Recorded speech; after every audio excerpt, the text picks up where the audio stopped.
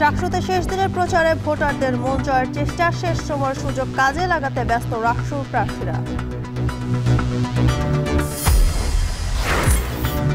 পুলিশি বাধার প্রতিবাদে সারা দেশে এমপি ও শিক্ষকদের কর্মবিরতি, ক্লাস পরীক্ষা বন্ধে অচলাবস্থায় বেসরকারি শিক্ষা প্রতিষ্ঠান। জনপ্রতিনিধি না থাকায় ভেঙে পড়েছে রাজশাহী সিটির কার্যক্রম, ময়লার স্তূপ আর যানজটের নাকাল নগরবাসী।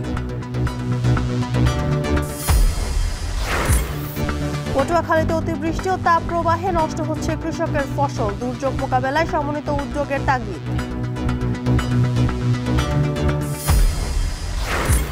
এবং যশোর অঞ্চলে আমনের ভরা মৌসুমে পাওয়া যাচ্ছে না সার, ভোগান্তিতে দক্ষিণ পশ্চিমাঞ্চলের ৬ জেলার কৃষকরা।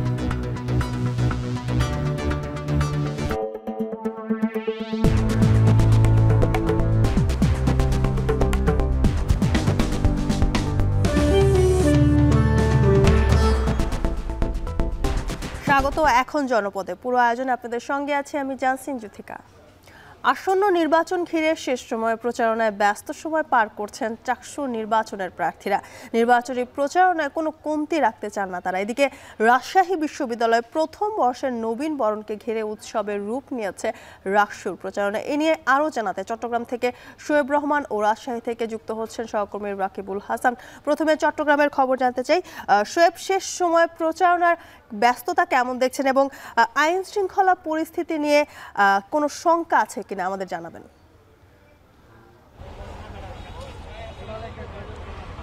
জ্যোতিকা, শেষ মুহূর্তে আসলে জমজমাট প্রচারণা চলছে। একদম সকাল থেকেই কিন্তু ক্যাম্পাসের বিভিন্ন স্থানে প্রার্থীরা লিফলেট নিয়ে ঘুরে বেড়াচ্ছেন এবং নিজেদের যে ব্যালট নাম্বার সেটি শেষবারের মতো ভোটারদের কাছে পৌঁছে দেওয়ার জন্য তাদের জোর চেষ্টা কিন্তু চলছে। এবং শেষ দিন অর্থাৎ আজকে রাত 10টা পর্যন্ত প্রচারণা চলবে এবং এরপর আগামীকাল কিন্তু প্রার্থীরা কোনো ধরনের প্রচারণা করতে পারবেন না।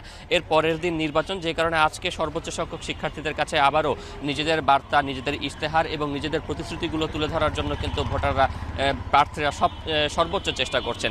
বিশ্ববিদ্যালয়ের প্রধান ফটকের পাশে দাঁড়িয়ে কিন্তু বিভিন্ন প্যানেল, বিভিন্ন প্রার্থী, বিভিন্ন পদের প্রার্থীরা লিফলেট বিতরণ করছেন। এর পাশাপাশি বিশ্ববিদ্যালয়ের যে অনুষদগুলো রয়েছে সেই অনুষদগুলোতেও প্রার্থীরা ব্যস্ত সময় পার করছেন এবং পুরো প্যানেল হিসেবে যারা নির্বাচনে অংশ নিচ্ছেন তাদের যে প্যানেলের সদস্যরা রয়েছেন তারা ভাগ ভাগ হয়ে বিভিন্ন জায়গাতে প্যানেলের পক্ষ থেকে প্রচারণা করেছেন। অন্যদিকে স্বতন্ত্র প্রার্থী যারা রয়েছেন তারাও কিন্তু পিছিয়ে নেই, তারাও কিন্তু তাদের যে ইশতেহার রয়েছে, নিজেদের যে প্রতিশ্রুতিগুলো রয়েছে সেই প্রতিশ্রুতিগুলো নিয়ে কিন্তু তারা তাদের প্রচারণা করছেন এবং ভোটারদের দ্বারে দ্বারে গিয়ে তারা ভোট চাইছেন।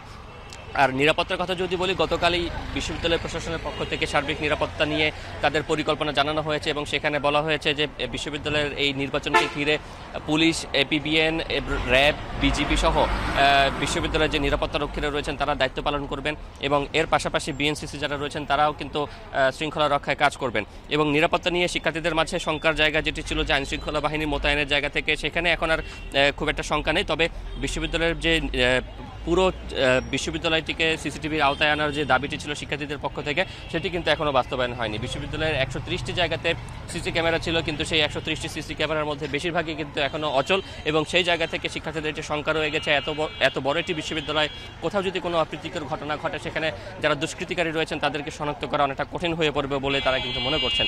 সেই জায়গা থেকে তাদের একটি শঙ্কা ছিল এবং একই সাথে আরেকটি বিষয়, ভোট দানের যে বিষয়টি সেখানে কতটা স্বচ্ছ হবে সেটি নিয়েও শিক্ষার্থীদের মাঝে বা প্রার্থীদের মাঝে শঙ্কা ছিল এবং সেখানেও কিন্তু প্রার্থীদের কাছে বিশ্ববিদ্যালয় প্রশাসন আশ্বস্ত করেছেন যে বিশ্ববিদ্যালয়ে যে ভোট গ্রহণ হবে সেই ভোট গণনা দুটি পদ্ধতিতে হবে। বিশেষ করে যেই ব্যালটগুলো হবে সেগুলো ওএমআর পদ্ধতিতে হবে এবং সেই ওএমআরগুলো যেই ভেন্ডরের মাধ্যমে ওএমআর রিডার মেশিন আনা হবে সেখানে যেমন একবার প্রথমে সেটি গণনা করা হবে এবং এরপরে বিশ্ববিদ্যালয়ের আইসিটি সেলের মাধ্যমে দ্বিতীয়বারের মতো কিন্তু সেটি গণনা করা হবে। অর্থাৎ দুইবার যদি একই ফলাফল আসে তখন সেটিকে চূড়ান্ত ফলাফল হিসেবে কিন্তু ঘোষণা করা হবে। অর্থাৎ বিশ্ববিদ্যালয় প্রশাসন বলছেন যে সর্বোচ্চ স্বচ্ছতার অংশ হিসেবেই মূলত তারা একটি ব্যালটকে দুবার করে গণনার সিদ্ধান্ত নিয়েছেন এবং একই সাথে তারা বলছেন যে স্বচ্ছ ব্যালট বাক্স যেটি শিক্ষার্থীদের দাবি ছিল সেই স্বচ্ছ ব্যালট বাক্স শিক্ষার্থীদের ভোটারদের জন্য রাখা হচ্ছে বা প্রার্থীদের জন্য রাখা হচ্ছে এবং একই সাথে তারা বলছেন যে নির্বাচনের যে কেন্দ্র রয়েছে সেই কেন্দ্রে প্রার্থীরা কিন্তু প্রবেশ করতে পারবেন না, তবে তাদের যারা পোলিং এজেন্ট রয়েছেন তারা সেই নির্বাচনের কেন্দ্রে কিন্তু তারা থাকতে পারবেন। এবং এর পাশাপাশি যদি বলি যে নির্বাচনকে ঘিরে যেই 4 স্তরের নিরাপত্তার কথা বিশ্ববিদ্যালয় প্রশাসনের পক্ষ থেকে জানানো হয়েছে, প্রধান ফটক থেকে যে কেউ কিন্তু চাইলেই কেন্দ্রে চলে যেতে পারবেন না, সেখানে কয়েক স্তরে যাচাই বাছাই হবে এবং শিক্ষার্থীদের সেই জন্য সহযোগিতা করার জন্য আহ্বান জানানো হয়েছে এবং সার্বক্ষণিক নিজেদের পরিচয়পত্র সাথে রাখার জন্য বিশ্ববিদ্যালয় প্রশাসনের পক্ষ থেকে বলা হয়েছে। জ্যোতিকা, এবার একটু রাকসু নির্বাচন প্রচারণার খবর জানবো। রাকিব, নবীন বরণকে কেন্দ্র করে নির্বাচন প্রচারণা কেমন দেখছেন এবং সেখানকার সবশেষ পরিস্থিতি জানাবেন আমাদের।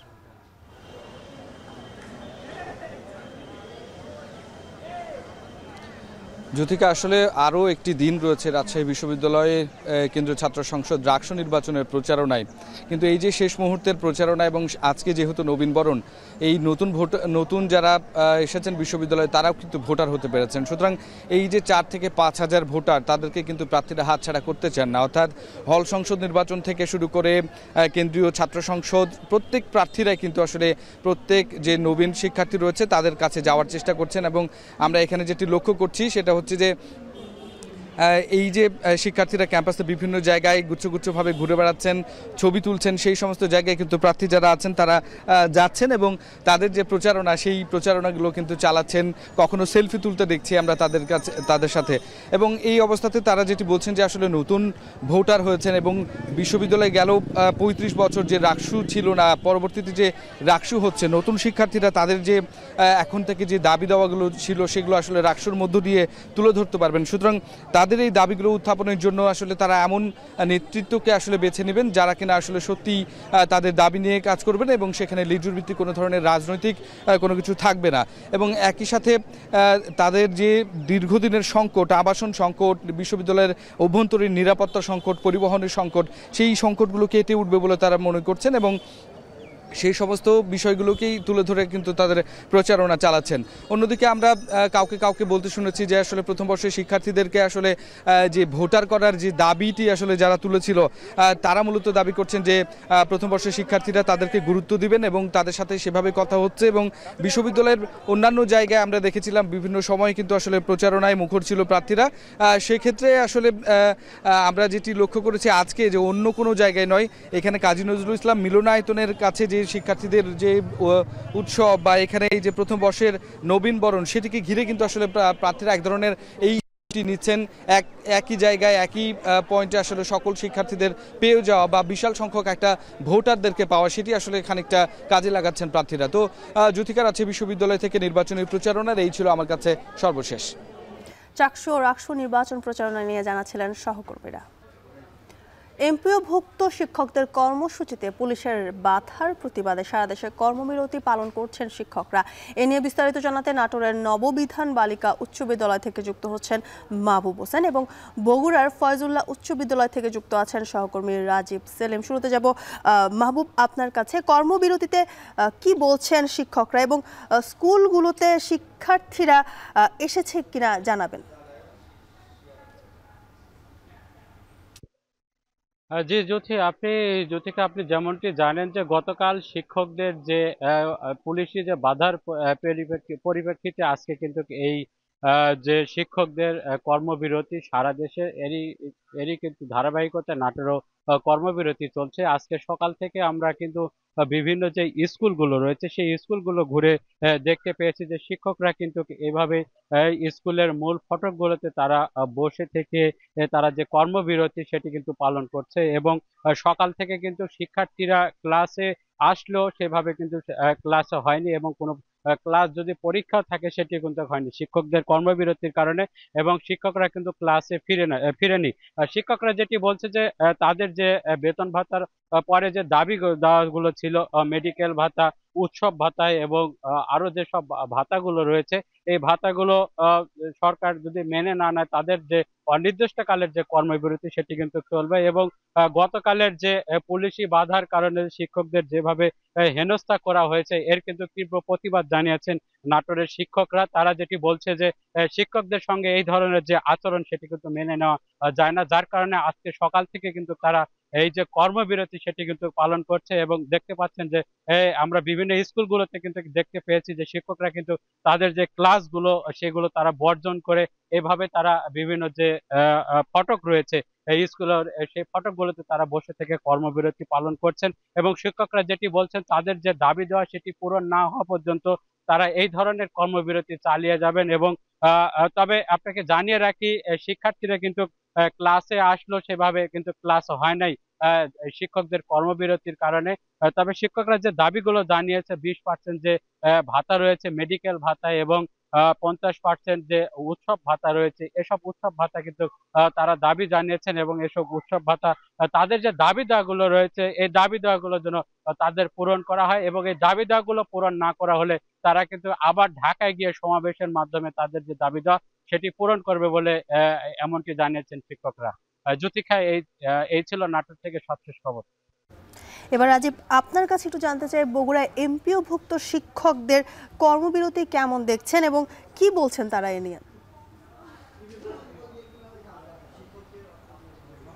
জ্যোতিকা, বগুড়াতেও সারা দেশের মতো বগুড়াতেও যে এমপিওভুক্ত বিদ্যালয়গুলো রয়েছে সেগুলোতে কর্মবিরতি চলছে। আমি এখন রয়েছি বগুড়ার ফয়জুল্লাহ উচ্চ বিদ্যালয়ে। এখানেও শিক্ষকদের যে অফিস কক্ষ রয়েছে সেই কক্ষে তারা কর্মবিরতি পালন করছেন। সকাল থেকে এখানে বিদ্যালয়ে শিক্ষার্থীরা এসেছেন, কিন্তু তাদের শিক্ষকরা ক্লাসে ফেরেননি, ক্লাসে যাননি। তাদের এই পূর্ব ঘোষিত কর্মসূচি অনুযায়ী তারা কর্মবিরতিতে রয়েছেন। তারা এখানে বলছিলেন, কর্মবিরতিতে থাকা শিক্ষকরা বলছিলেন যে গতকাল যে শিক্ষকদের সাথে যে ঘটনাটি হয়েছে ঢাকায়, সেটির তারা তীব্র প্রতিবাদ জানিয়েছেন। এবং তারা বলছেন যে শিক্ষকদের সাথে এরকম আচরণ, আইন শৃঙ্খলা বাহিনীর সেই আচরণগুলো আসলে তারা মেনে নিতে পারছেন না, তাই তারা এই কর্মবিরতি পালন করছেন। আর এই কর্মবিরতির পাশাপাশি আমরা বগুড়ার শিক্ষকদেরকে যারা নেতৃত্ব দিচ্ছেন, শিক্ষকদের এই কর্মবিরতির নেতৃত্ব দিচ্ছেন, তাদের সাথে কথা বলেছি। তারা আমাদেরকে জানিয়েছেন যে তারা এই বিদ্যালয়ের ভেতরে যে সীমাবদ্ধ কর্মবিরতি এটির মধ্যেই সীমাবদ্ধ থাকবেন না, তারা শহরের বিভিন্ন জায়গায় তাদের বিভিন্ন রকম কর্মসূচি দেবেন আগামীতে, যতক্ষণ পর্যন্ত তাদের এই যে 20% বাড়ি ভাড়ার যে দাবি, এই দাবি এবং শিক্ষকদের যে লাঞ্ছনার প্রতিবাদ, এই প্রতিবাদের তাদের শাস্তি না হবে, বিচার না হবে, ততদিন পর্যন্ত তারা তাদের এই কর্মসূচি চালিয়ে যাবেন। আমরা আশপাশের আরও যে বিদ্যালয়গুলো রয়েছে সেগুলোতে ঘুরেছি, দেখেছি যে টিকাদান কর্মসূচি চলছে, সেখানে তাদের সাথে অভিভাবকরাও এসেছেন এবং অভিভাবকদের সাথে কথা বলছি, তারাও অনেকটাই ক্ষুব্ধ। তারা বলছেন যে এই সময় ঠিক একেবারে বছরের শেষ সময়, যখন কদিন পরেই বার্ষিক যে চূড়ান্ত পরীক্ষা, সেই পরীক্ষায় অংশ নেবে শিক্ষার্থীরা, সেই সময় শিক্ষকদের এরকম কর্মসূচি আসলে শিক্ষার্থীদের জন্য খুবই ক্ষতিকর একটি ব্যাপার হবে। আগামীতে যেহেতু পরীক্ষা রয়েছে, তারাও এই বিষয়গুলো সমাধান করে শান্তিপূর্ণ একটি সমাধানের দাবি জানিয়েছেন অভিভাবকরা। এই ছিল আমার কাছে ফয়জুল্লাহ উচ্চ বিদ্যালয় থেকে শিক্ষকদের কর্মসূচির সব শেষ খবর। জ্যোতিকা, এমপিওভুক্ত শিক্ষকদের কর্মসূচিতে পুলিশের বাধা, সেই খবর জানাচ্ছিলেন সহকর্মীরা। এদিকে টাঙ্গাইলকে ঢাকা বিভাগে রাখার দাবিতে ঢাকা টাঙ্গাইল যমুনা সেতু মহাসড়ক গোল চত্বর এলাকায় অবস্থান নিয়েছেন স্থানীয়রা। এ নিয়ে বিস্তারিত জানাতে যমুনা সেতুর পূর্ব গোল চত্বর থেকে যুক্ত আছেন সহকর্মী কাউসার আহমেদ। কাউসার, মহাসড়কে অবস্থান নিয়ে স্থানীয়রা কি দাবি জানাচ্ছেন এবং ঢাকা টাঙ্গাইল মহাসড়কে অবরোধের সংখ্যা আছে কিনা জানাবেন।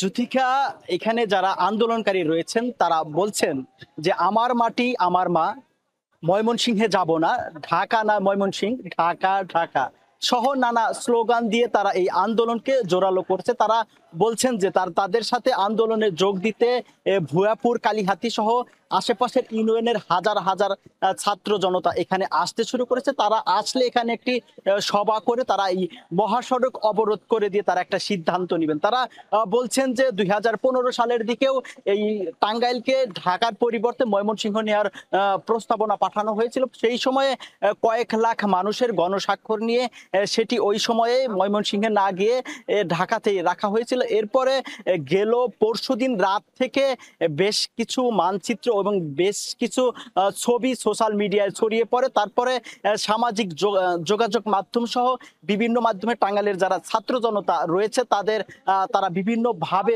প্রতিবাদ করে যাচ্ছেন। এদিকে তারা প্রতিবাদ করলেও জেলা প্রশাসন এবং উপজেলা প্রশাসন এবং পুলিশ প্রশাসনের পক্ষ থেকে তাদের মহাসড়ক অবরোধ করার জন্য না করার অনুরোধ করা হচ্ছে। আর এদিকে কয়েকজন আন্দোলনকারী জানিয়েছেন যে এটি যদি গুজব বা ভুয়া হয়ে থাকে তাহলে কেন জেলা প্রশাসনের পক্ষ থেকে বা বিভাগীয় কার্যালয় থেকে কেন লিখিত দেওয়া হলো না, এই বিষয়টি তারা প্রশাসনের কাছে জানতে চেয়েছেন। এছাড়াও তারা বলছেন যে টাঙ্গাইলকে যদি ঢাকার পরিবর্তে ময়মনসিংহে নেওয়া হয় তাহলে একদিকে যেমন এই যে কাজগুলো রয়েছে বিশেষ করে শিক্ষা, সাংস্কৃতিক, ভূমি সহ যাবতীয় কাজগুলোই কিন্তু ময়মনসিংহ গিয়ে করতে হবে। এই যে একটা জটিলতা সৃষ্টি হবে বলে বলছেন আন্দোলনকারীরা। তারা বলছেন যে বারবার কেন টাঙ্গাইলকে নিয়ে টানা হেচড়া করার চেষ্টা করা হচ্ছে। তারা বলছেন যে ময়মনসিংহ 13টি উপজেলা এবং টাঙ্গাইলে 12টি উপজেলা, ঢাকা বিভাগের মধ্যে অন্যতম বড় জেলা হচ্ছে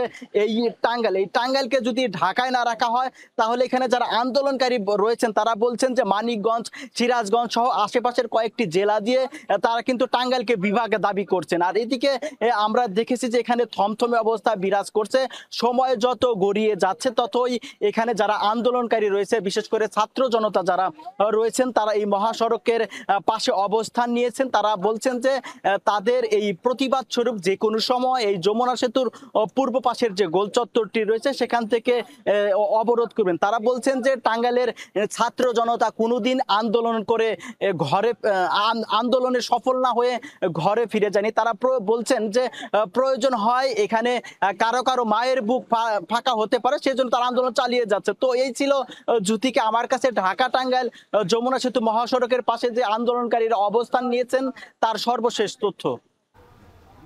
টাঙ্গাইলকে ঢাকা বিভাগে রাখার দাবি জানাচ্ছেন স্থানীয়রা, সে খবর জানাচ্ছেন সহকর্মী কাউসার আহমেদ। পরিচ্ছন্ন নগরী হিসেবে শুধু দেশেই নয় একসময় আন্তর্জাতিকভাবে স্বীকৃতি অর্জন করেছিল রাজশাহী মহানগরী। তবে জনপ্রতিনিধি না থাকায় ভেঙে পড়েছে রাজশাহী সিটি কর্পোরেশনের কার্যক্রম, যেখানে সেখানে জমে থাকা ময়লা আবর্জনার দুর্গন্ধে অতিষ্ঠ মহল্লাবাসী। তার উপর যানজটে প্রতিনিয়তই নাকাল হতে হচ্ছে তাদের। পরিচ্ছন্ন নগরীর এমন বিবর্ণ চেহারার ক্ষুব্ধ নাগরিক সংগঠনগুলো। রায়হানুল ইসলামের তোলা ছবিতে মারুফ হাসানের রিপোর্ট। সবুজের সতেজতা, পরিচ্ছন্ন দৃষ্টিনন্দন সড়কার, পদ্মা পাড়ের নগরী হিসেবে খ্যাত রাজশাহী। তুলনামূলক কম ধুলাবালি থাকায় নির্মল বাতাসের শহরও বলা হতো রাজশাহীকে। তবে সে অবস্থায় পড়েছে ভাটা। সড়কে পড়ে থাকছে বর্জ্য, সড়ক ও ড্রেন মেরামত না হতেই উধাও হয়েছে স্ল্যাব। এবার অতিবৃষ্টিতে নষ্ট হয়েছে নগরীর পথঘাট। সড়কে খানাখন্দ থাকায় যানবাহন চলাচলেও সমস্যা হচ্ছে।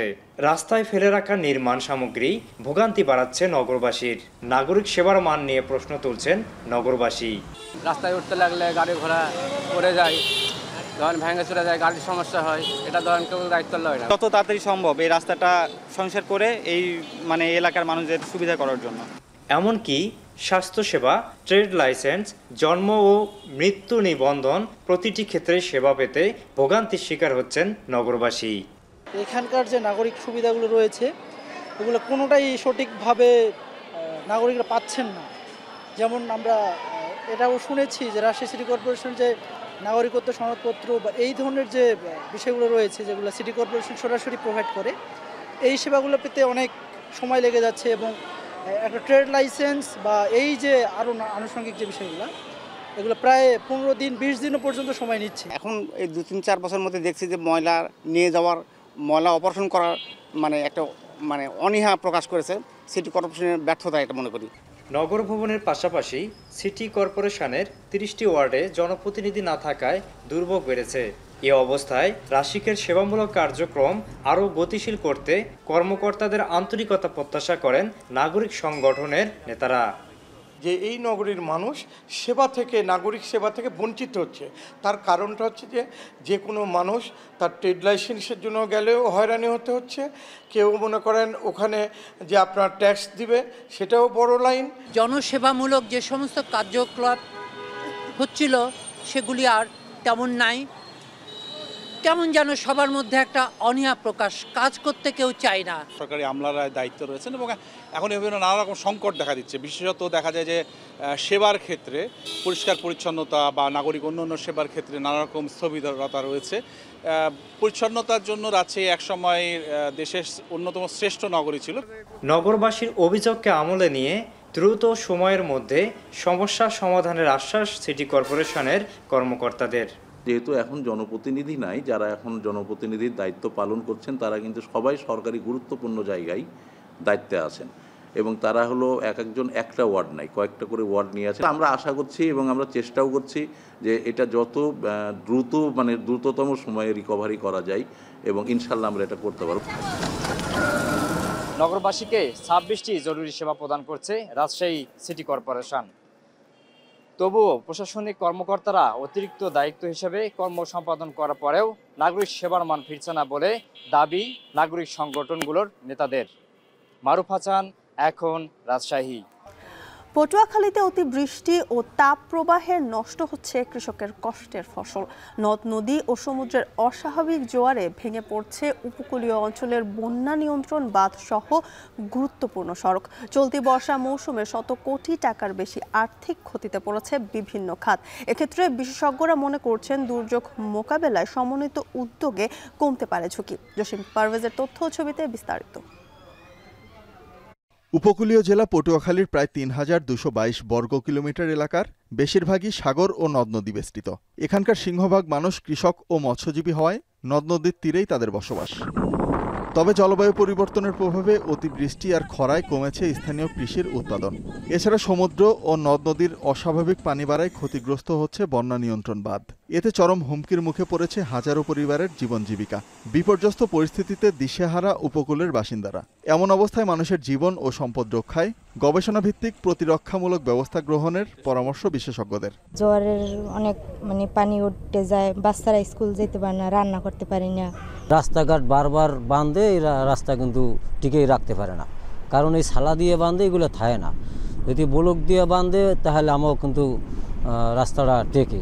৩ শতাধিক কিলোমিটার বেড়িবাঁধের বাইরের পাশে যে সমস্ত জনবসতি আছে তাদের জীবন এবং আবাসস্থল এখন সংকটাপন্ন হয়ে উঠেছে। তো দুর্যোগ মোকাবেলায় সমন্বিত যে পদক্ষেপ সেটি আসলে আজও নেওয়া হয়নি। এখানটা অনেকটা গ্যাপ রয়েছে। ক্রমাগত পানির পরিমাণ দিনকে দিন বেড়েই চলছে এবং বিশেষ করে আমাদের বেড়িবাঁধগুলো বিভিন্ন জায়গায় ভাঙার ফলে সেখান থেকে লবণাক্ত পানিটা আমাদের জমি জমায় প্রবেশ করতেছে, ফলে মানুষের ফসলাদির অনেক ক্ষয়ক্ষতি হচ্ছে। এদিকে চলতি বর্ষা মৌসুমে অতিবৃষ্টিতে পটুয়াখালীর প্রায় ২৪২ হেক্টর রোপা আমন ক্ষেত নষ্ট হয়েছে। লাউ, করলা, লাল শাক সহ বিভিন্ন প্রকার শাকসবজির ক্ষেত নষ্ট হয়েছে প্রায় ৯০ হেক্টর জমির। এছাড়াও ১০ কিলোমিটার বন্যা নিয়ন্ত্রণ বাঁধ ক্ষতিগ্রস্ত হয় অরক্ষিত অবস্থায় রয়েছেন উপকূলীয় বাসিন্দারা। জলবায়ু পরিবর্তনে আজকে অতিরিক্ত বৃষ্টি, আবার যদি দেখা গেছে বৃষ্টি না হয় তাহলে অতিরিক্ত খরা, সেই সময় আমাদের এখানে লবণ জাগে আমাদের ফসল নষ্ট হয়ে যায়। জলবায়ু পরিবর্তনের বিরূপ প্রভাব থেকে বের হয়ে আসার জন্য, এর সাথে খাপকে উপযোগী ফসল ফলানোর জন্য সবসময় একাজক করে ফসল উৎপাদনে নিজেদেরকে সম্পৃক্ত। এবার যদি আমরা করতে পারি তাহলে আমাদের এই যে সম্পদ রয়েছে এই সম্পদ ব্যবহার করি আমরা সর্বোচ্চ পরিমাণ কৃষির উৎপাদন নিশ্চিত করতে পারবো বলে আমরা বিশ্বাস। প্রায় 8 কিলোমিটার বেড়িবাঁধ ক্ষতিগ্রস্ত হয়। আমরা এই বেড়িবাঁধগুলো মেরামতের উদ্যোগ গ্রহণ করে এবং মেরামত কাজ বর্তমানে চলমান রয়েছে। তো অতি শীঘ্রই আমাদের মেরামত কাজ সমাপ্ত হবে। ঝড় জলোচ্ছ্বাসে চলতি বছর পটুয়াখালীতে প্রায় ৫.৫ কোটি টাকার কৃষিপণ্য ক্ষতিগ্রস্ত হয়েছে। এছাড়া বন্যা নিয়ন্ত্রণ বাঁধ ভেঙে যাওয়ায় আর্থিক ক্ষতির পরিমাণ ১০০ কোটি টাকার উপরে। এখন পটুয়াখালী। নানান আয়োজনে বরিশালে পালিত হচ্ছে দুর্যোগ প্রশমন দিবস। আলোচনা সভায় যোগ দিয়েছেন দুর্যোগ ব্যবস্থাপনা ও ত্রাণ মন্ত্রণালয়ের উপদেষ্টা দারুকি আজম। এ নিয়ে বিস্তারিত জানাতে বরিশাল শিল্পকলা একাডেমি থেকে যুক্ত হচ্ছেন সহকর্মী ফিরদৌস সোহাগ।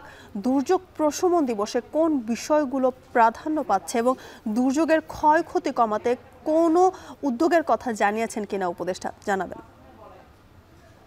বাংলাদেশ ছিল, পাকিস্তান অধীন ছিল, তখন ভয় পেত অনেকে যদি একটু জানিয়ে রাখি যে উপকূলীয় অঞ্চল হিসেবে বরিশালে সবসময় দেখা যায় যে ঘূর্ণিঝড়ের পরিমাণটা বেশি থাকে এবং এই অঞ্চলের মানুষ কিন্তু এটি বেশি ভোগ করে, যার কারণে কিন্তু প্রতি বছরই আমরা দেখি যে ঘূর্ণিঝড়ের সময় বেশ কিছু ক্ষয়ক্ষতির সম্ভাবনা কিংবা আশঙ্কা থেকেই যায় এই অঞ্চলে। সেই অনুযায়ী কিন্তু বরিশালের অঞ্চলে এবছর বিভিন্ন ধরনের উদ্যোগ নেওয়া হয়েছে, বিশেষ করে যে ঘূর্ণিঝড় এলাকাগুলোতে বিভিন্ন ঘরবাড়ি তৈরি করা হয়েছে এবং যাতে করে এই ঘূর্ণিঝড় থেকে মানুষকে উদ্ধার করা যায় কিংবা মুক্ত করা যায় সেই অনুযায়ী কিন্তু নানা ধরনের পদক্ষেপ আমরা দেখেছি। আজকে বরিশালের আজকে কিন্তু বিভিন্ন ধরনের আজকে দেখা যাচ্ছে যে সকালে বর্ণাঢ্য র্যালি অনুষ্ঠিত হয়েছে বরিশালের সার্কিট হাউস থেকে। সেই র্যালিটি জেলা শিল্পকলা একাডেমি পর্যন্ত এসে শেষ হয়েছে এবং এই মুহূর্তে আলোচনা সভা শুরু হয়েছে। সেখানে কিন্তু যে বিভিন্ন বক্তারা রয়েছেন তারা বক্তব্য রাখছেন এবং এখানে কিন্তু দুর্যোগ ব্যবস্থাপনা ত্রাণ মন্ত্রণালয়, মুক্তিযুদ্ধ বিষয়ক মন্ত্রণালয়ের যিনি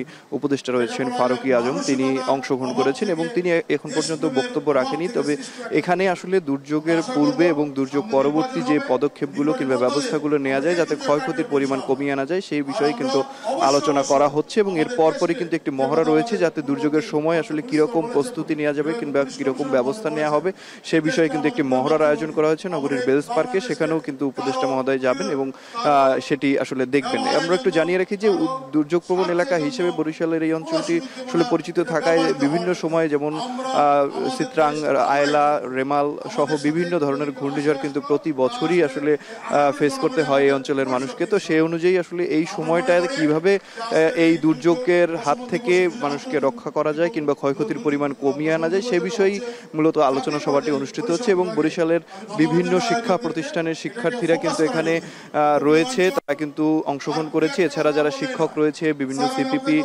স্বেচ্ছাসেবী সংগঠন যারা রয়েছে, সমাজ সেবা অধিদপ্তরের কর্মকর্তারা রয়েছে, বরিশালের সরকারি বেসরকারি বিভিন্ন অফিসের যারা কর্মকর্তা রয়েছেন তারা কিন্তু এখানে উপস্থিত হয়েছেন।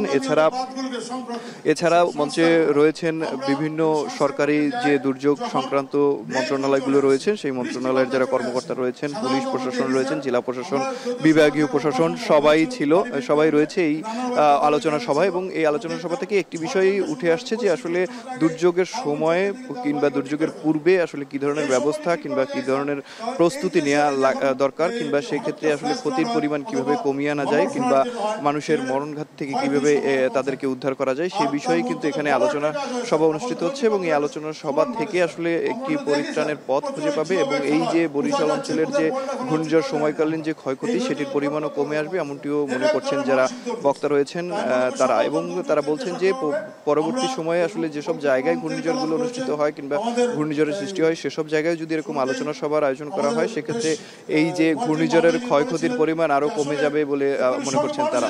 তো বরিশাল থেকে এই ছিল আমার কাছে সর্বশেষ। জ্যোতিকা।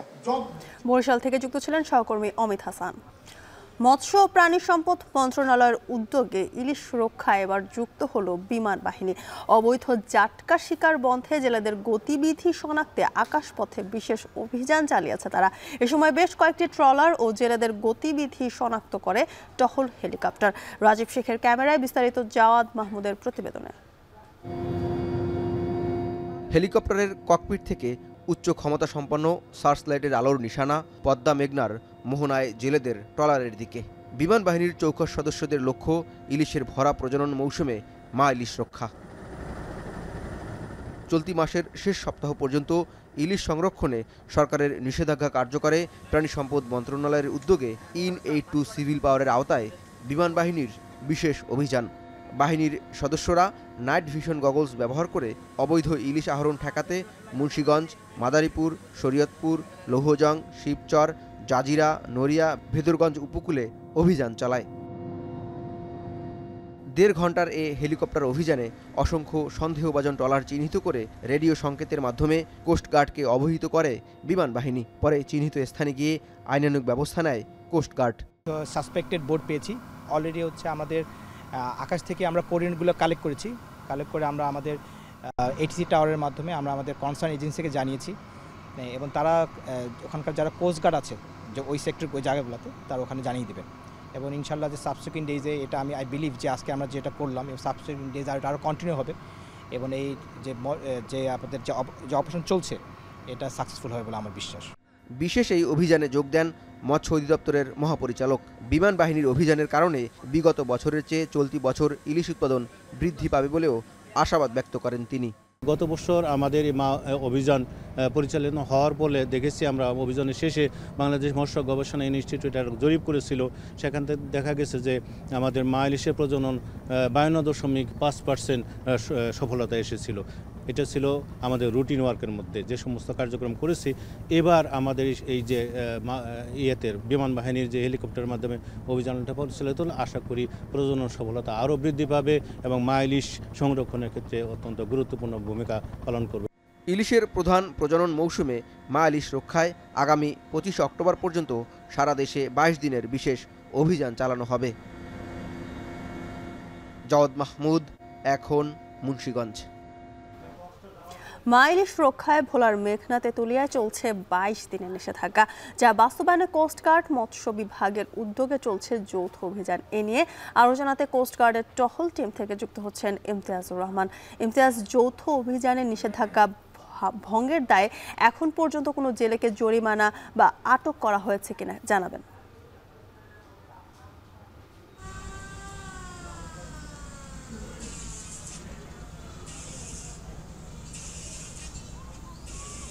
জ্যোতিকা, মা ইলিশ সংরক্ষণে ভোলার মেঘনা তেঁতুলিয়া নদীতে যেই 22 দিনের নিষেধাজ্ঞা চলমান রয়েছে, এই নিষেধাজ্ঞা বাস্তবায়নে কোস্টগার্ড, নৌপুলিশ, মৎস্য বিভাগ যৌথভাবে অভিযান পরিচালিত করছে ভোলার মেঘনা তেঁতুলিয়া নদীতে। জলে এবং স্থলে উভয় ভাগে কিন্তু তাদের অভিযান পরিচালিত হচ্ছে। আপনি আমার পেছনে দেখতে পাচ্ছেন, আমি এখন রয়েছে ভোলার ভেদুরিয়া ইউনিয়নের তেঁতুলিয়া নদীর পারে। এখানে কোস্টগার্ড, নৌপুলিশ এবং মৎস্য বিভাগের একটি যৌথ টিম অভিযান পরিচালিত হচ্ছে। এই অভিযানের মাধ্যমে কিন্তু গতকাল কিন্তু ভোলার মেঘনা নদীতে অভিযান পরিচালনা করে ভোলার সদর উপজেলায় 8 জন জেলেকে আটক করেছে উপত্যকার সময় মাছ শিকারের দায়। এ সময় বিপুল পরিমাণ মাছ এবং জাল কিন্তু তারা জব্দ করে এতিমখানা এবং আগুনে পুড়িয়ে বিনষ্ট করার কথাও কিন্তু উপজেলা মৎস্য যে কর্মকর্তা রয়েছেন তিনি আমাকে নিশ্চিত করেছেন। এছাড়াও জেলা কর্মকর্তার সাথে কথা বলে আমরা যেমনটা জানতে পেরেছি, এখন পর্যন্ত ভোলা জেলায় 159টি অভিযান পরিচালনা করা হয়েছে এবং তার ভিতরে প্রায় 70টি মতো মোবাইল কোর্ট পরিচালনা করে প্রায় 60 জনের মতো জেলেকে জেল দেওয়া হয়েছে। এছাড়াও বিপুল পরিমাণ মাছ এবং জাল জব্দ করে আগুনে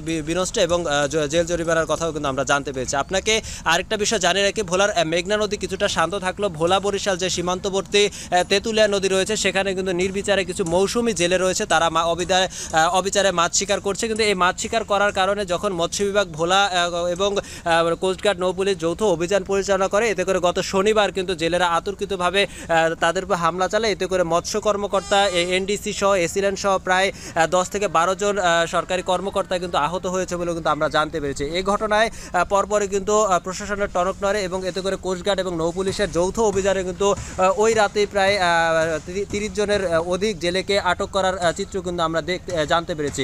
আপনাকে আরেকটা বিষয় জানাতে চাই যে ইতিমধ্যে আমরা যেই জেলেদের সাথে কথা বলেছিলাম তারা জানিয়েছেন যে তারা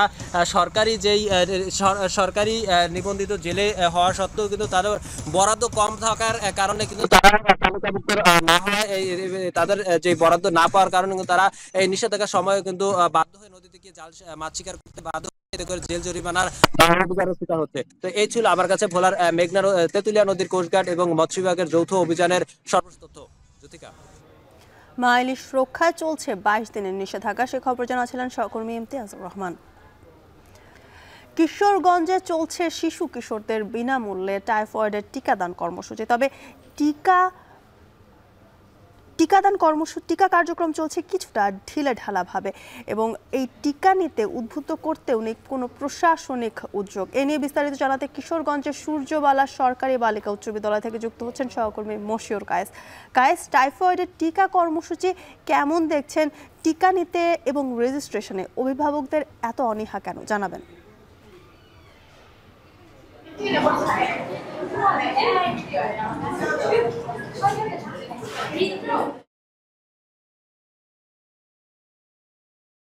যে বিষয়টি আপনি বলছিলেন যে অনীহার একটি গুরুত্বপূর্ণ কারণ হিসাবে তারা যে বিষয়টি বলছে যে এখানে কিন্তু আসলে অনেকেই বলছে যে এটা নিয়ে ভয় পাচ্ছে, যেহেতু প্রথমবার এই টিকাটি আসছে, অভিভাবকদের মধ্যে কিন্তু এটা নিয়ে বেশ প্রতিক্রিয়া রয়েছে।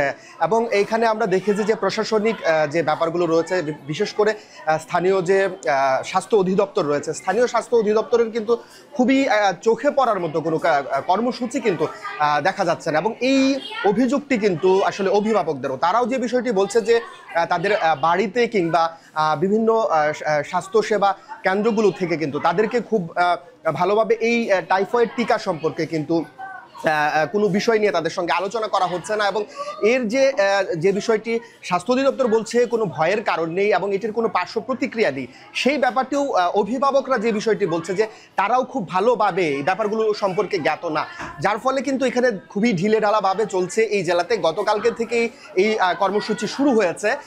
এখানে প্রায় 10 লাখের মতো শিশু রয়েছে, যেখান থেকে আমরা যে তথ্য পেয়েছি সেখানে কিন্তু আসলে 3,30,000-এর মতো রেজিস্ট্রেশন হয়েছে। তারা নিবন্ধনের পর এখানে এসছে, বিভিন্ন শিক্ষা প্রতিষ্ঠানে চলছে এই মুহূর্তে আসলে টিকাদান কর্মসূচি। এখনো পর্যন্ত কিন্তু প্রায় 7 লাখ শিশু নিবন্ধনের বাইরে রয়েছে। তবে এখন যেই কর্মসূচিটি কার্যক্রমটি চলছে সেখানে কিন্তু অনেকে নিবন্ধন ছাড়াও এখানে টিকা কার্যক্রমে অংশ নিতে পারছে। তবে এখানের যে স্থানীয় যে সিভিল সার্জন অফিস রয়েছে এবং স্বাস্থ্য অধিদপ্তর রয়েছে, তাদের ওরকম অভিভাবকরা বারবার যে অভিযোগটি করছেন যে তাদের কাছে কিন্তু সেরকম আসলে কোনো কর্মসূচি তাদের কাছ থেকে পাচ্ছেন না। এবং প্রচার বিমুখ বলা যায় এই টাইফয়েড টিকা কার্যক্রম চলছে। যদিও জেলা তথ্য অফিস যে রয়েছে, জেলা তথ্য অফিসের পক্ষ থেকে কিন্তু আমরা প্রচার মাইক দেখেছি, কিন্তু এছাড়াও কিন্তু খুব বেশি একটা প্রচারণায় দেখা যায়নি এই টাইফয়েড টিকা নিয়ে। তো কিশোরগঞ্জ থেকে আমার কাছে ছিল টাইফয়েড টিকা নিয়ে সর্বশেষ তথ্য। কিশোরগঞ্জে চলছে টাইফয়েডের টিকাদান কর্মসূচি, সে খবর জানাচ্ছিলেন সহকর্মী মশিউর কায়াস। মানিকগঞ্জ পৌরসভার বেহাল সড়কে প্রতিদিন চরম দুর্ভোগ পোহাতে হচ্ছে স্থানীয় বাসিন্দাদের। এই অবস্থায় সড়ক সংস্কার ও স্থায়ী ড্রেনেজ ব্যবস্থার দাবিতে মানববন্ধন করছেন স্থানীয়রা। এ নিয়ে বিস্তারিত জানাতে পৌরা এলাকা থেকে যুক্ত হচ্ছেন আসাদ জামান। আসাদ, পৌরসভার কতটি সড়ক বেহাল এবং মানববন্ধন থেকে স্থানীয়রা কি দাবি জানাবেন?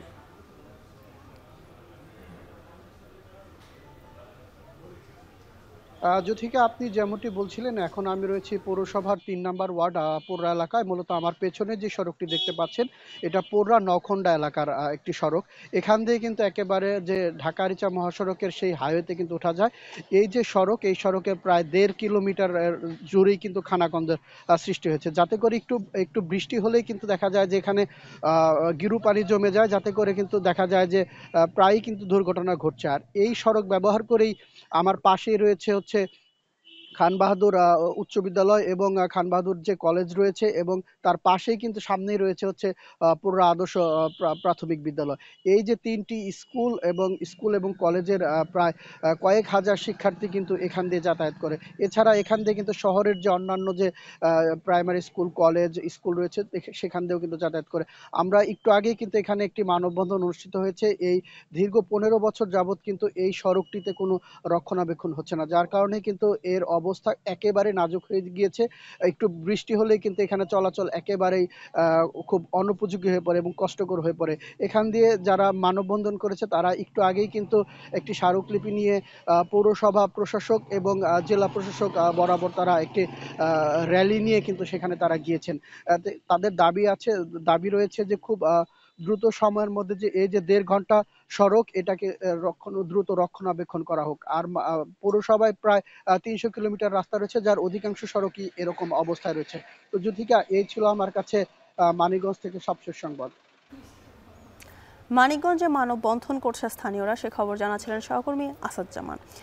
ধর্মঘট প্রত্যাহারের পর সকাল থেকে বাস চলাচল স্বাভাবিক হয়েছে ময়মনসিংহ বিভাগের 4 জেলায়। এতে স্বস্তি ফিরেছে সাধারণ যাত্রীদের মাঝে। রোববার রাত 8টায় প্রশাসনের সঙ্গে এক সভা শেষে ধর্মঘট প্রত্যাহারের সিদ্ধান্ত নেওয়া হয়। এরপর সকাল থেকে ময়মনসিংহ, কিশোরগঞ্জ, নেত্রকোনা, শেরপুর, জামালপুর থেকে ছেড়ে যেতে শুরু করে বিভিন্ন রুটের বাস। কয়েকদিনের দুর্ভোগের পর গন্তব্যে পৌঁছাতে পারছেন বিধায় স্বস্তি ফিরেছে যাত্রীদের মাঝে। এর আগে গেল শুক্রবার জুলাই যোদ্ধাকে হেনস্থার ঘটনা কেন্দ্র করে এনসিপি ও পরিবহন শ্রমিকদের পাল্টাপাল্টি কর্মসূচিতে বন্ধ হয়ে যায় যান চলাচল। চুয়াডাঙ্গা বিষাক্ত স্পিরিট পানে 6 জনের মৃত্যুর ঘটনায় এলাকায় নেমে এসেছে শোকের ছায়া। এদিকে গুরুতর অসুস্থ অবস্থায় এখনো চিকিৎসাধীন রয়েছেন 3 জন, যার মধ্যে একজনের অবস্থা আশঙ্কাজনক। গত বৃহস্পতিবার রাতে সদর উপজেলার ডিঙ্গেদহ বাজার এলাকায় বিষাক্ত স্পিরিট পান করে 6 জনের মৃত্যু হয়েছে। নিহতদের সবাই নিম্ন আয়ের পেশাজীবী। স্থানীয়দের অভিযোগ, দীর্ঘদিন ধরে ওই বাজারে অবৈধভাবে দেশি মদ বিক্রি চলছে। প্রশাসনের নজরদারির অভাবে এমন মর্মান্তিক ঘটনা ঘটেছে বলে দাবি তাদের।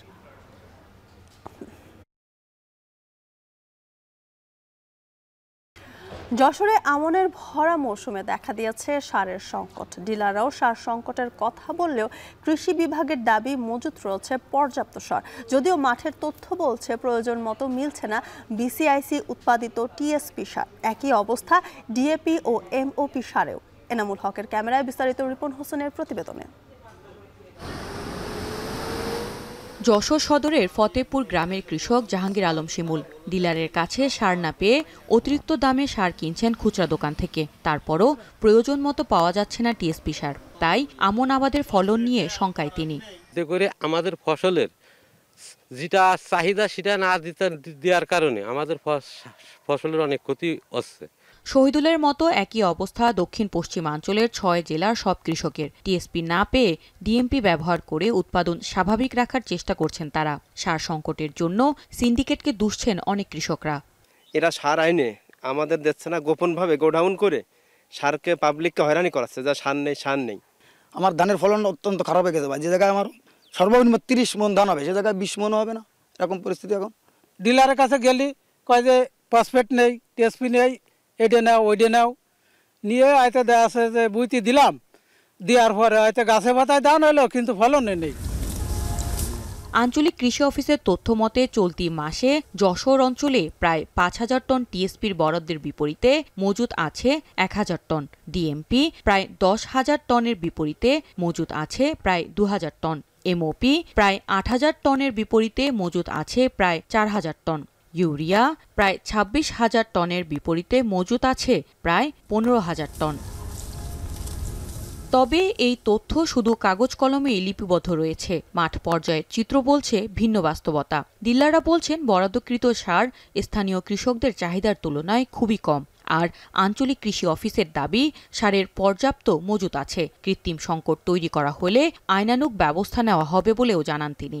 আমন মৌসুমের শুরু থেকেই টিএসপি সারের চরম ঘাটতি। সরকারিভাবে আমরা যে বরাদ্দ পাচ্ছি সেটা চাহিদার তুলনায় অত্যন্ত নগণ্য। টিএসপির চাহিদা একটু বেশি ছিল, সে তার এগেনস্টে আমরা কম পাইছি, কম দেওয়া হয়েছে চাষিদেরকে।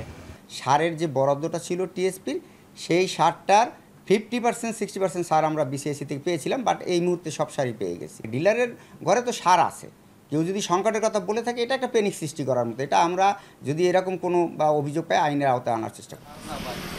সরকার নির্ধারিত দর অনুযায়ী ইউরিয়া ও টিএসপি সার কৃষক পর্যায়ে কেজি প্রতি 27 টাকা, এমওপি 20 টাকা ও ডিএমপি সার কেজি প্রতি 21 টাকা বিক্রি হওয়ার কথা। কিন্তু ডিলারদের কাছে এই দামে সার না পাওয়ায় খোলা বাজার থেকে বেশি দামে সার কিনতে হচ্ছে কৃষকদের। চলতি মৌসুমে যশোর অঞ্চলের ঝিনাইদহ, মাগুরা, যশোর, কুষ্টিয়া, চুয়াডাঙ্গা ও মেহেরপুরের 4,50,000 হেক্টর জমিতে আমনের আবাদ হয়েছে। এখন যশোর। মানিকগঞ্জের সিঙ্গাইরে পুলিশের হাউসে প্লাস্টিক ট্রেতে চারা উৎপাদন করে সাফল্যের মুখ দেখেছেন এক তরুণ। করোনাকালে ইউটিউব দেখে পুলিশের হাউসে চারা উৎপাদন শেখেন তিনি। বর্তমানে 1 বিঘা জমির 3 সেরে উৎপাদন করছেন প্রায় 11 লাখ চারা। এতে কর্মসংস্থান হয়েছে স্থানীয়দের। আসাদ জামানের প্রতিবেদন। মানিকগঞ্জের সিঙ্গাইর উপজেলার পানিশাইল গ্রামের বিকাশ চন্দ্র সরকার করোনার সময়ে ইউটিউবে দেখে শেখেন পুলিশের হাউজে প্লাস্টিক ট্রেতে চারা উৎপাদনের কৌশল। পরীক্ষামূলকভাবে বাড়ির পাশে উৎপাদন করেন প্রায় 10,000 সবজি চারা। সারা বছরই চারা উৎপাদনের কাজ চললেও শীত মৌসুমে চাহিদা থাকে সবচেয়ে বেশি। বর্তমানে 1 বিঘা জমিতে 3টি শেডে ব্রোকলি, ফুলকপি, টমেটো সহ বিভিন্ন জাতের প্রায় 11 লাখ সবজির চারা উৎপাদন করেছেন বিকাশ চন্দ্র সরকার। চারাগুলো 25 থেকে 30 দিনের মধ্যে বিক্রির উপযোগী হয় বলেও জানান এই উদ্যোক্তা। 3টা শেড আছে। এইখানে একটা সিজনে 10 থেকে 12 লাখ চারা উৎপাদন করা হয়। এখানে 10 জন লোক কাজ করে। তো এখান থেকে বাৎসরিক আমার প্রায় 4 থেকে 5 লাখ টাকার মতো প্রফিট থাকে। পরিবারের সদস্যদের পাশাপাশি বিকাশের সঙ্গে কাজ করছেন আরও 8 থেকে 10 জন শ্রমিক। মানসম্মত চারা উৎপাদনের কারণে মানিকগঞ্জ ছাড়াও সাভার, দোহার, কেরানীগঞ্জ সহ আশপাশের জেলার কৃষকরাও চারা নিয়ে যাচ্ছেন এই উদ্যোক্তার কাছ থেকে। সাভার মেটকে থেকে আসি, ইনদিন 30,000 চারা নেব, কিন্তু কাছে হয় সেই জন্য নিবেন নিয়ে গেছে। গতবার 60-70 হাজার চারা নিয়েছি, এবার 1 লাখের মতন চারা নেব। এখান থেকে চারা নিলে চারার গুণগত মান ভালো থাকে এবং আমার চারা পরিবহন খরচও কম লাগে। এখানে ব্রোকলি, টমেটো অনেক ধরনের চারা উৎপাদন করি। আমার আশেপাশের এলাকার লোকে এখান থেকে নেয়। পলিশেড হাউজে প্লাস্টিক ট্রেতে চারা উৎপাদনে খরচ ও ঝুঁকি তুলনামূলক কম। তরুণ উদ্যোক্তাদের সব ধরনের সহায়তার আশ্বাস দিয়েছেন উপজেলা কৃষি কর্মকর্তা। উন্মুক্ত মাঠে যদি করা হতো তাহলে ঝড় বৃষ্টি এইগুলোতে চারা আক্রান্ত হতো এবং বিভিন্ন রোগ পোকামাকড় আক্রান্ত হতো, কিন্তু এই ক্ষেত্রে এখানে এটা আক্রমণ হচ্ছে না। আমরা কৃষি বিভাগের পক্ষ থেকে তাকে মশলা উন্নয়ন প্রকল্প থেকে তাকে একটা শেড তৈরি করে দিয়েছে, যাতে সে উৎসাহিত হয়ে আরও চারা উৎপাদন করতে পারে। শীত মৌসুমে পলিশেড হাউজে প্লাস্টিক ট্রেতে চারা উৎপাদন করে অন্তত 6 লাখ টাকা আয়ের আশা বিকাশের। আসাদ জামান, এখন মানিকগঞ্জ। শেষ করছি এখন জনপদে, তবে তার আগে শিরোনামগুলো আরও একবার। চাকসুতে শেষ দিনের প্রচারে ভোটারদের মন জয়ের চেষ্টা, শেষ সময়ের সুযোগ কাজে লাগাতে ব্যস্ত রাকসুর প্রার্থীরা।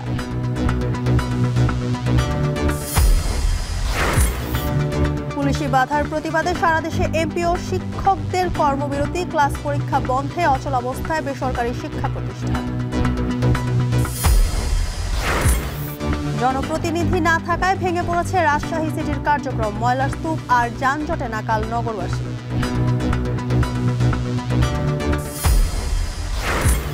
পটুয়াখালীতে অতিবৃষ্টি ও তাপপ্রবাহে নষ্ট হচ্ছে কৃষকের ফসল, দুর্যোগ মোকাবেলায় সমন্বিত উদ্যোগের তাগিদ।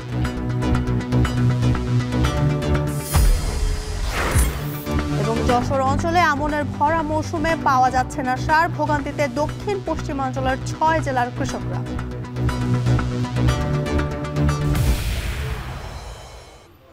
এই ছিল এখন জনপদে। এখন টেলিভিশন ওয়েবসাইটে দেখতে ভিজিট করুন www.এখন.tv। এছাড়া ফেসবুকে দেখতে ভিজিট করুন facebook.com/tv.এখন এবং ইউটিউবে দেখতে ভিজিট করুন youtube.com/c/এখন tv।